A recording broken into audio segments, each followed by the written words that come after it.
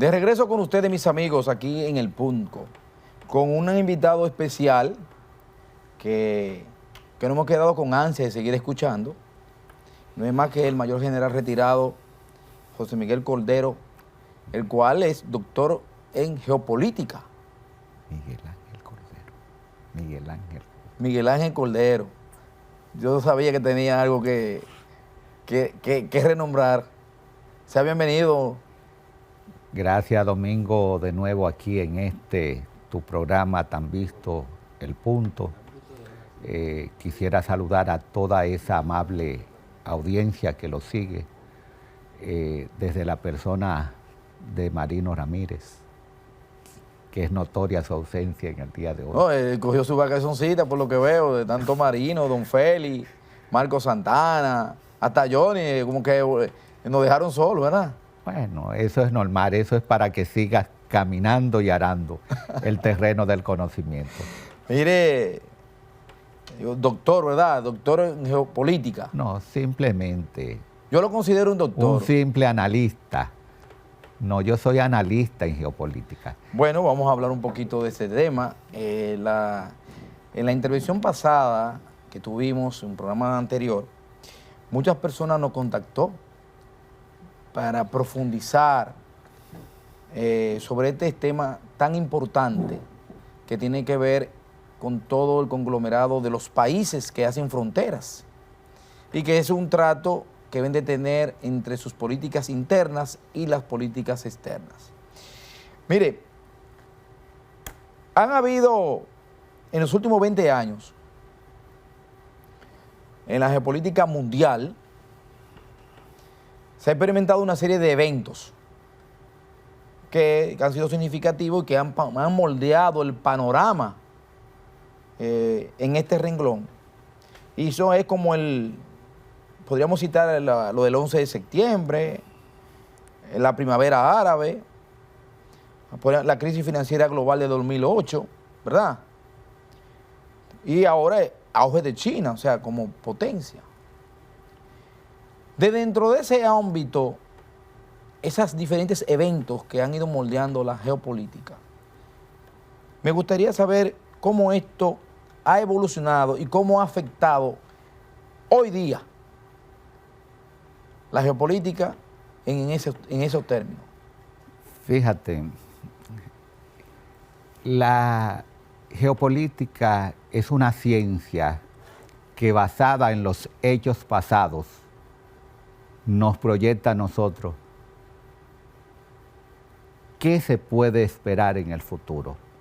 Pero también, analizando los hechos pasados, nos dice por qué estamos viviendo un presente. Tú acabas de mencionar una serie de eventos que transformaron en su momento lo que es el ámbito de la geopolítica de los estados. Te referiste a la debacle financiera del 2007-2008, esa gran crisis que comenzó en los Estados Unidos a través hizo temblar el sector financiero a través de las situaciones hipotecarias de los bancos. Pero no solo eso se transfirió a Europa y al Asia. Fue un malestar que inició en un lugar, pero como el efecto dominó, la geopolítica tiene la capacidad de reflejarse en todos los ámbitos y en todos los países, como decimos, del espectro global. Hubo un aspecto que no mencionaste, la incursión en Irak en el 2003, a partir de la cual, pues, los Estados Unidos de Norteamérica pierden su legitimidad y su credibilidad en esa invasión a Irak, la cual fue avalada porque este Estado tenía supuestamente armas químicas, algo que no pudo ser comprobado, y ante la cual ese secretario de Estado, Colin Powell, un gran general de larga data, murió prácticamente haciendo un mea culpa. Pero vamos a hablar del 9/11, el 11 de septiembre del 2001, para ir más para atrás. El 11 de septiembre cambió totalmente lo que fue el espectro en el ámbito de la seguridad global, comenzando. Los servicios de inteligencia en los Estados Unidos trabajaban de una manera dispersa y difusa. Y es a partir de ahí cuando surge lo que es el Homeland Security, como una necesidad de realizar a nivel del ámbito de la inteligencia un servicio sistematizado, coordinado y debidamente contemplado dentro de un esquema de lo que es la seguridad nacional. Pero esto sirvió de modelo también a otros estados para moverse en ese mismo ámbito ante un nuevo enemigo, el terrorismo. A partir del 2001 entonces surge lo que son como resultado de las escuelas del terrorismo, un nuevo espectro en el ámbito de la seguridad global, en la cual los estados comenzaron a diseñar una nueva arquitectura en el ámbito de la seguridad, pero posteriormente en el ámbito de la defensa, porque las redes, los tinglados, los cárteles terroristas se vieron con una fortaleza tan grande que se constituían prácticamente en estado de facto, como fue el caso del ISIS, el Estado Islámico. Pero a medida que va avanzando el tiempo, nos vamos dando cuenta que la geopolítica va sufriendo una serie de remociones y modificaciones como resultado de las necesidades de los estados para mantenerse al día, debidamente actualizado dentro de un contexto cada vez más amenazante y con más riesgo. Y es por ello que el ámbito de la seguridad adquiere nuevos matices en el contexto de un mundo más polarizado desde el punto de vista de las amenazas. Te refieres al aspecto de las potencias emergentes, el caso China. China venía con un crecimiento sostenido de casi 3 décadas, un crecimiento de 2 dígitos. Y ese crecimiento fue concebido bajo la doctrina de Deng Xiaoping de mantener un perfil bajo, crecer económicamente y desarrollarse, pero mantener un perfil bajo en el ámbito militar. Ya eso es historia patria. ¿Por qué? Porque ya vemos los intereses que ha mostrado China en lo que es la gobernanza global y en un sector muy próximo a ello, que es el mar meridional de China, que es lo que da tránsito al Indo-Pacífico, por donde se comercializa por la vía marítima más de un 60% del comercio mundial, porque desde ahí va a llegar y va a pasar por lo que es el estrecho de Malaca.